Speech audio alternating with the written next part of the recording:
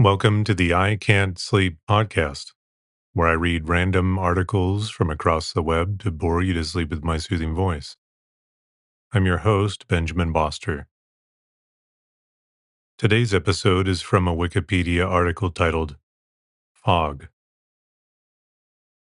Fog is a visible aerosol consisting of tiny water droplets or ice crystals suspended in the air at or near the Earth's surface. Fog can be considered a type of low-lying cloud, usually resembling stratus, and is heavily influenced by nearby bodies of water, topography, and wind conditions. In turn, fog affects many human activities such as shipping, travel, and warfare. Fog appears when water vapor, water in its gaseous form, condenses. During condensation, molecules of water vapor combine to make tiny water droplets that hang in the air.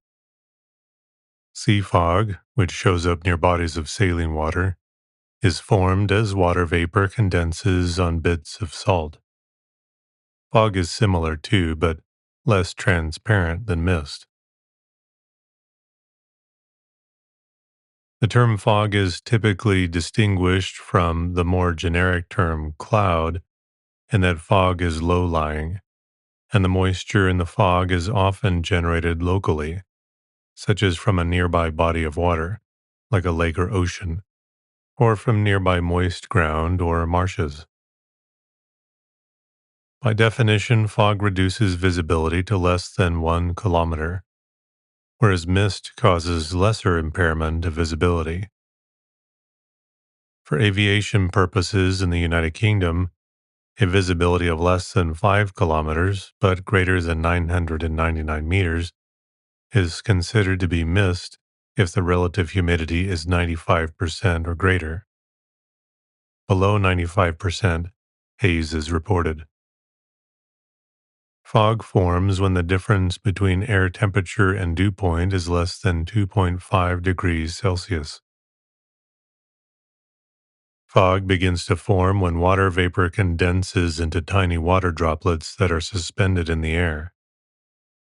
Some examples of ways that water vapor is condensed include wind convergence into areas of upward motion, precipitation of virga falling from above, daytime heating evaporating water from the surface of oceans, water bodies, or wetland,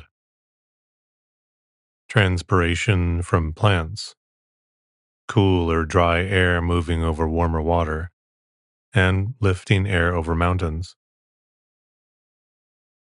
Water vapor normally begins to condense on condensation nuclei, such as dust, ice, and salt, in order to form clouds. Fog, like its elevated cousin stratus, is a stable cloud deck which tends to form when a cool, stable air mass is trapped underneath a warm air mass. Fog normally occurs at a relative humidity near 100%. This occurs from either added moisture in the air or falling ambient air temperature. However, fog can form at lower humidities and can sometimes fail to form with relative humidity at 100%. At 100% relative humidity, the air cannot hold additional moisture. Thus, the air will become supersaturated if additional moisture is added. Fog commonly produces precipitation in the form of drizzle or very light snow. Drizzle occurs when the humidity attains 100% and the minute cloud droplets begin to coalesce into larger droplets. This can occur when the fog layer is lifted and cooled sufficiently, or when it is forcibly compressed from above by descending air. Drizzle becomes freezing drizzle when the temperature at the surface drops below the freezing point. The thickness of a fog layer is largely determined by the altitude of the inversion boundary, which in coastal or oceanic locales is also the top of the marine layer, above which the air mass is warmer and drier. The inversion boundary varies its altitude primarily in response to the weight of the air above it, which is measured in terms of atmospheric pressure. The marine layer and any fog bank it may contain will be squashed when the pressure is high, and conversely may expand upwards when the pressure above it is lowering. Fog can form multiple ways depending on how the cooling occurred that caused the condensation. Radiation fog is formed by the cooling of land after sunset by infrared thermal radiation in calm conditions with a clear sky.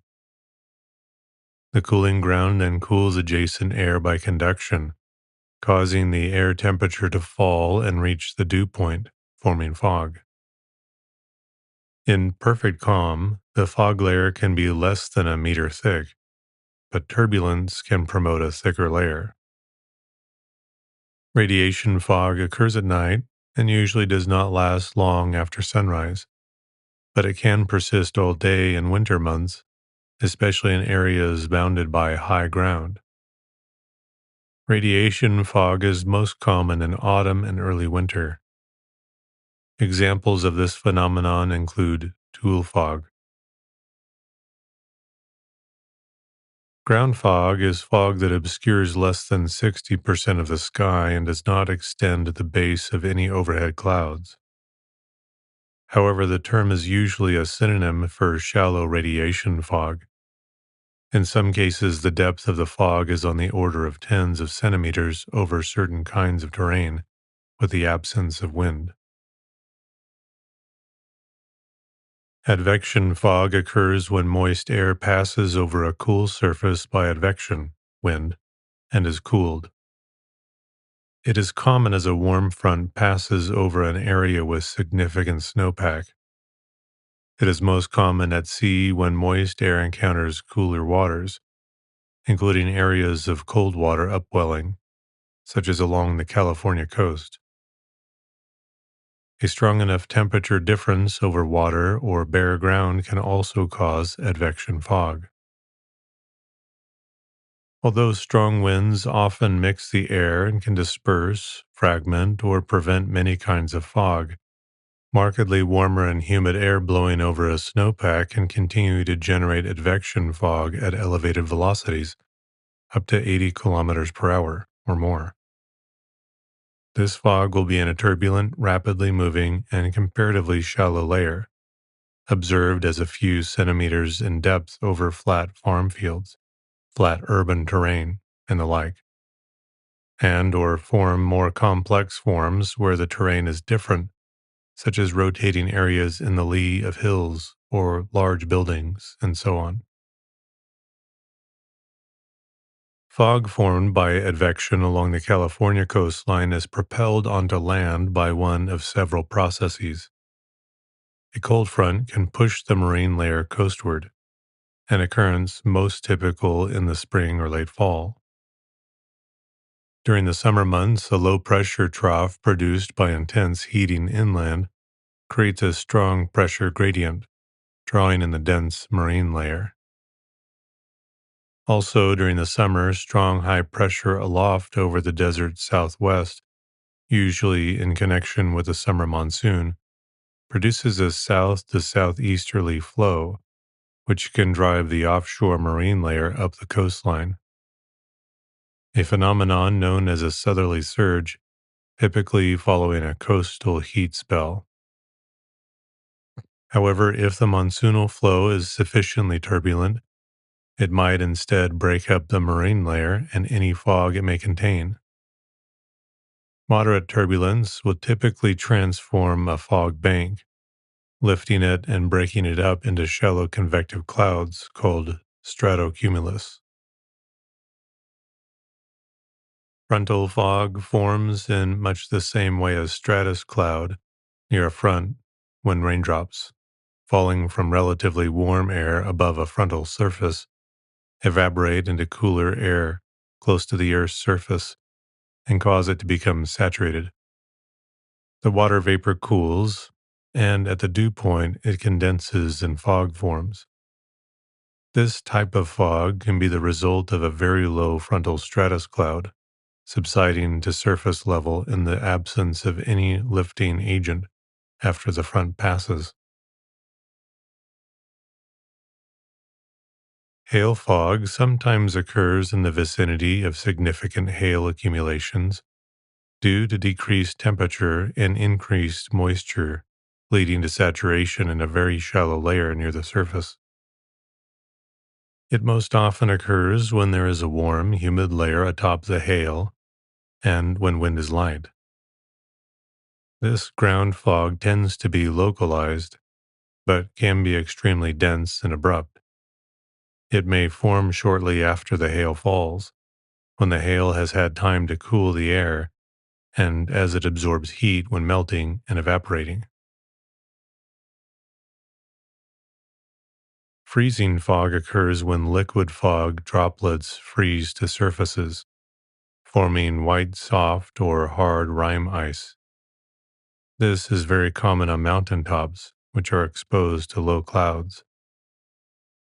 It is equivalent to freezing rain and essentially the same as the ice that forms inside a freezer, which is not of the frostless or frost-free type.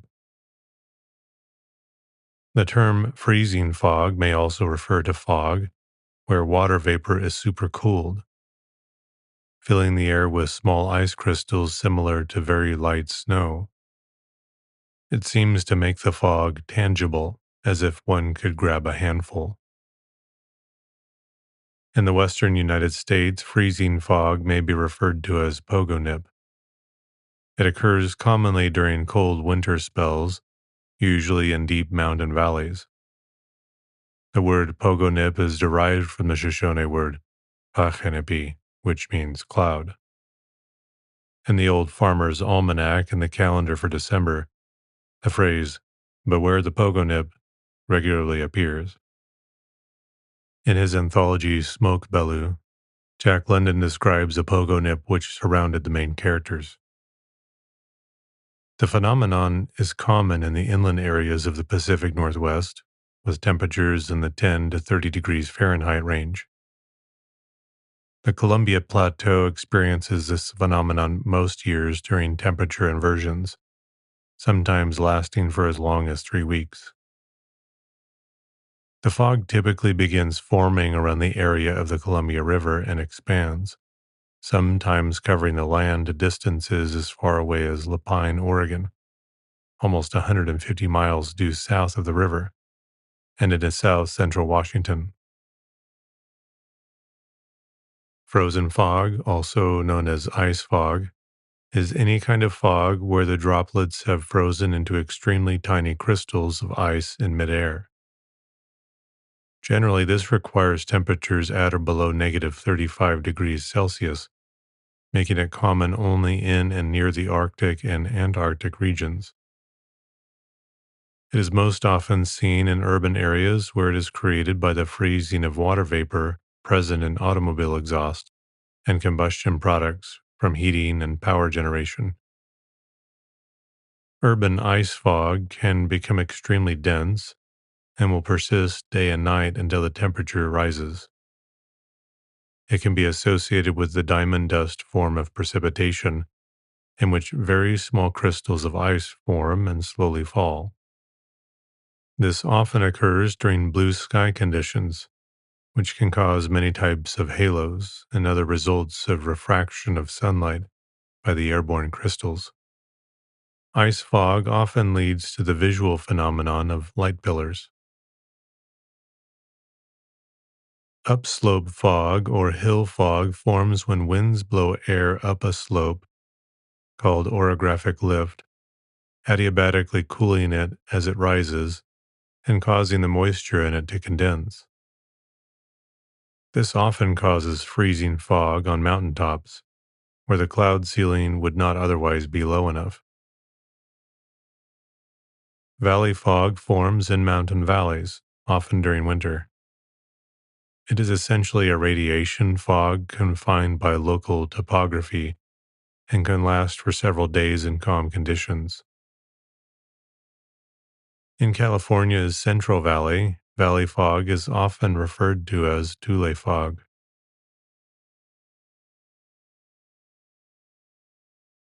Sea fog is heavily influenced by the presence of sea spray and microscopic airborne salt crystals.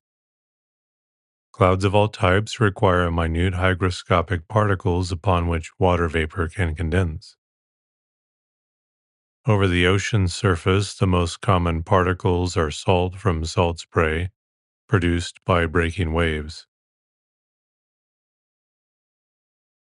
Except in areas of storminess, the most common areas of breaking waves are located near coastlines, hence, the greatest densities of airborne salt particles are there. Condensation on salt particles has been observed to occur at humidities as low as 70%. Thus, fog can occur even in relatively dry air in suitable locations, such as the California coast. Typically, such lower humidity fog is preceded by a transparent mistiness along the coastline, as condensation competes with evaporation, a phenomenon that is typically noticeable by beachgoers in the afternoon. Another recently discovered source of condensation nuclei for coastal fog is kelp seaweed. Researchers have found that under stress, intense sunlight, strong evaporation, etc., kelp releases particles of iodine, which in turn become nuclei for condensation of water vapor, causing fog that diffuses direct sunlight. Sea smoke, also called steam fog or evaporation fog, is created by cold air passing over warmer water or moist land. It may cause freezing fog or sometimes hoarfrost. This situation can also lead to the formation of steam devils, which look like their dust counterparts. Lake effect fog is of this type, sometimes in combination with other causes like radiation fog. It tends to differ from most advective fog formed over land in that it is like lake effect snow, a convective phenomenon, resulting in fog that can be very dense and deep and looks fluffy from above. Arctic sea smoke is similar to sea smoke, but occurs when the air is very cold. Instead of condensing into water droplets, columns of freezing, rising, and condensing water vapor is formed. The water vapor produces the sea smoke fog, and is usually misty and smoke-like. Carua fog, near the coast of Chile and Peru, occurs when typical fog produced by the sea travels inland, but suddenly meets an area of hot air.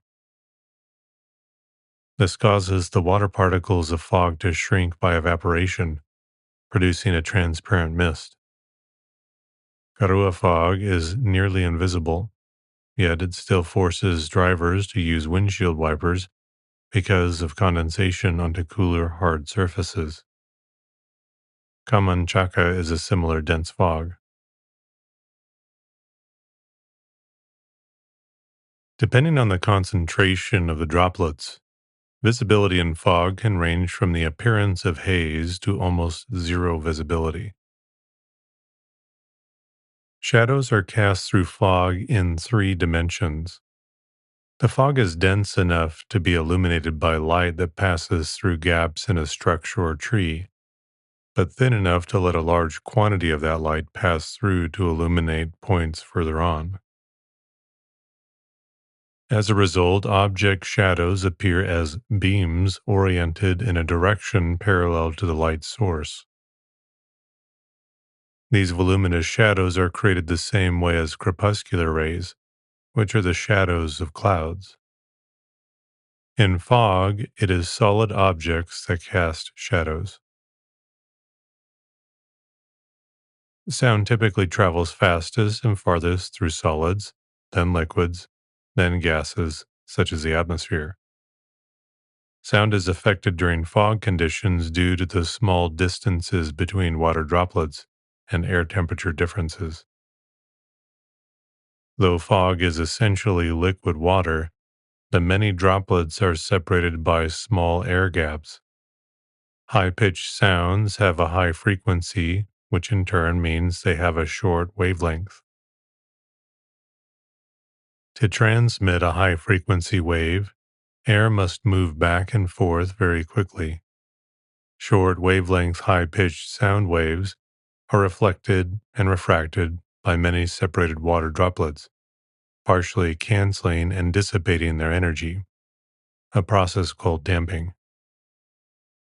In contrast, low pitched notes with a low frequency and a long wavelength move the air less rapidly and less often, and lose less energy to the interactions with small water droplets. Low pitched notes are less affected by fog and travel further, which is why foghorns use a low pitched tone. A fog can be caused by a temperature inversion where cold air is pooled at the surface, which helps to create the fog, while warmer air sits above it. The inverted boundary between cold air and warm air reflects sound waves back toward the ground, allowing sound that would normally radiate out escaping into the upper atmosphere to instead bounce back and travel near the surface. A temperature inversion increases the distance that lower frequency sounds can travel by reflecting the sound between the ground and the inversion layer. Particularly foggy places include Hamilton, New Zealand, and Grand Banks off the coast of Newfoundland, the meeting place of the cold Labrador Current from the north and the much warmer Gulf Stream from the south. Some very foggy land areas in the world include Argentina, Newfoundland, and Point Reyes, California, each with over 200 foggy days per year. Even in generally warmer southern Europe, thick fog and localized fog are often found in lowlands and valleys, such as the lower part of the Po Valley and the Arno and Tiber valleys in Italy, Ebro Valley in northeastern Spain, as well as on the Swiss plateau, especially in the Sealand area, in late autumn and winter. Other notably foggy areas include coastal Chile in the south, coastal Namibia, Nord Greenland, and the Severnaya Zemlya Islands. Redwood forests in California receive approximately 30 to 40% of their moisture from coastal fog by way of fog drip. Change in climate patterns could result in relative drought in these areas. Some animals, including insects, depend on wet fog as a principal source of water, particularly in otherwise desert climates, as along many African coastal areas. Some coastal communities use fog nets to extract moisture from the atmosphere where groundwater pumping and rainwater collection are insufficient. Artificial fog is man-made fog that is usually created by vaporizing a water and glycol or glycerin-based fluid. The fluid is injected into a heated metal block, which evaporates quickly. The resulting pressure forces the vapor out of a vent. Upon coming into contact with the cool outside air, the vapor condenses in microscopic droplets and appears as fog. Such fog machines are primarily used for entertainment applications. The presence of fog has often played a key role in historical events, such as strategic battles. One example is the 1776 Battle of Long Island, when American General George Washington and his command were able to evade imminent capture by the British Army, using fog to conceal their escape.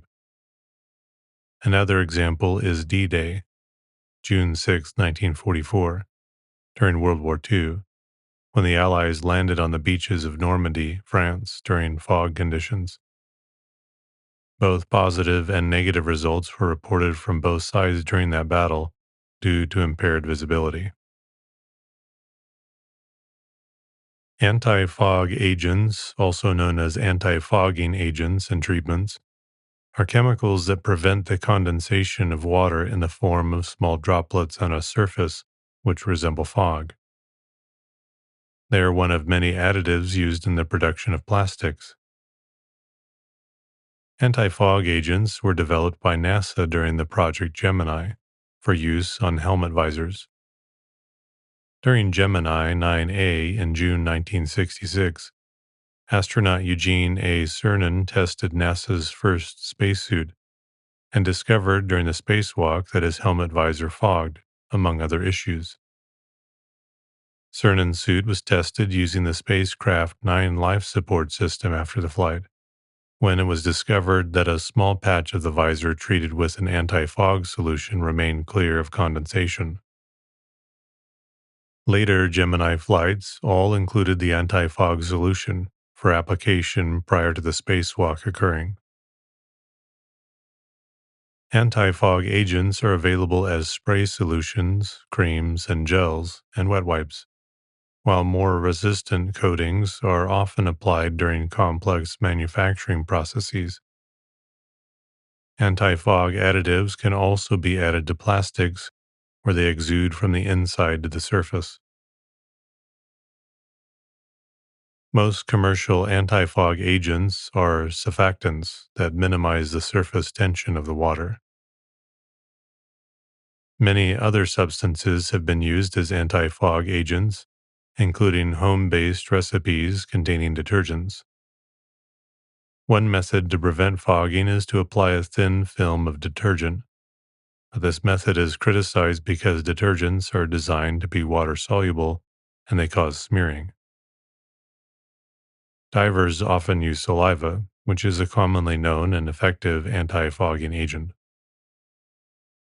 A demister is a substance applied to transparent surfaces to stop them from becoming fogged with mist deposit, often referred to as fog.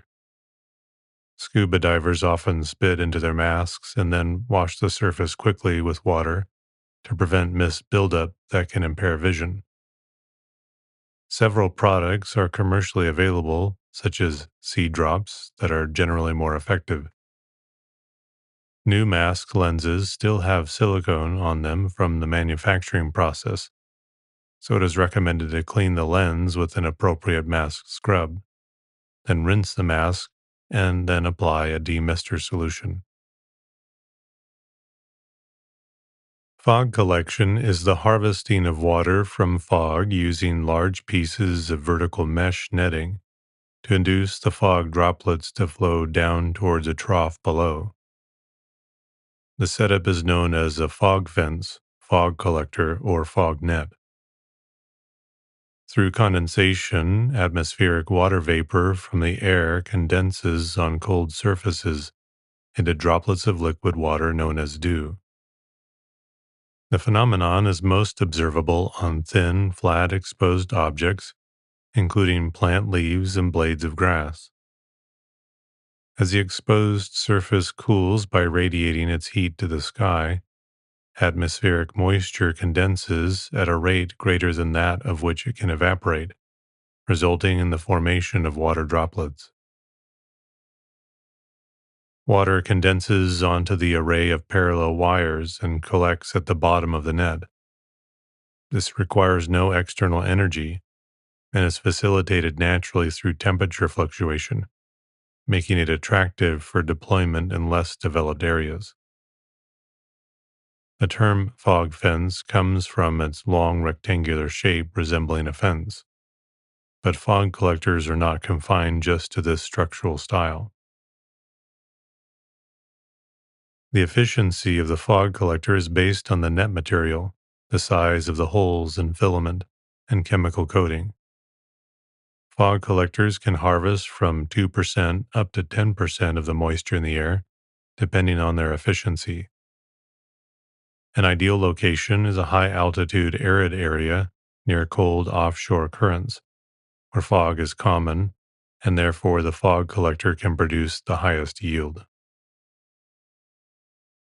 The organized collection of dew or condensation through natural or assisted processes is an ancient practice, from the small scale drinking of pools of condensation collected in plant stems, still practiced today by survivalists, to large scale natural irrigation without rain falling, such as in the Atacama and Namib deserts.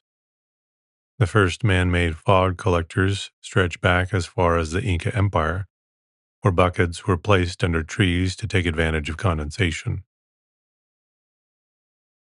Several man made devices, such as antique stone piles in Ukraine, medieval dew ponds in southern England, and volcanic stone covers in the fields of Lanzarote, have all been thought to be possible dew catching devices. One of the first recorded projects of fog collection was in 1969 in South Africa as a water source for an Air Force base. The structure consisted of two fences, each 100 square meters. Between the two, 11 liters of water was produced on average per day over the 14-month study, which is 110 milliliters of water for every square meter. The next large study was performed by the National Catholic University of Chile and the International Development Research Center in Canada in 1987. 148 square meter fog fences were assembled in northern Italy. The project was able to yield on average 0.5 liters of water for every square meter, or 33 liters for each of the 300 villagers each day.